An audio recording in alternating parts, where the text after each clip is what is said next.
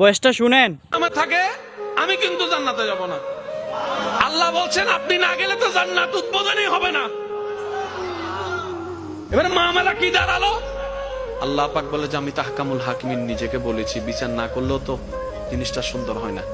অনবে একটা কাজ করেন, ওয়ালা সৌফা ইউতিকা রাব্বুকা ফাতারদা, আমি কাউকে বলি নাই, আপনাকে না বলেছি। আমার সাল্লাহ কাইল্লা রাহমাতাল লিল আলামিন কারো সম্পর্কে নাজিল করি নাই, আপনাকে দিয়েছি। ওয়ালাল আখিরাতু খায়রুল লাকা মিনাল উলা, কাউকে বলি নাই, আপনাকে বলেছি।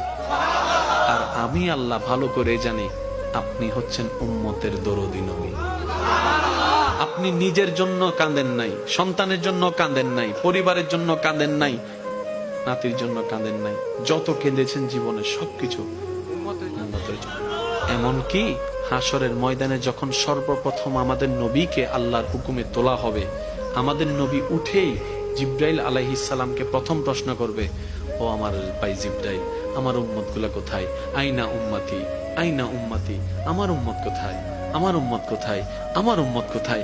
আমি উঠার আগেই নাকি আমার উম্মতকে জাহান্নামে দিয়ে দিয়েছো নাকি? আমার উম্মত কোনো জাহান্নামে চলে গেছে নাকি? জিব্রাইল বলবে, ইয়া রাসূলুল্লাহ, প্রথমেই আপনাকে তোলা হয়েছে, এখন আর কাউকে তোলা হয় নাই, প্রথমেই আপনি উঠেছেন। আমার নবী বলবে, আমার উম্মত গুলা কোথায়? জিব্রাইল বলবে, ইয়া রাসূলুল্লাহ, এখনো তারা উঠে নাই, উঠবে একটু পরে। নবী তো ওরাই চলে যাবে আল্লাহর রহমতের দরবারের দিকে।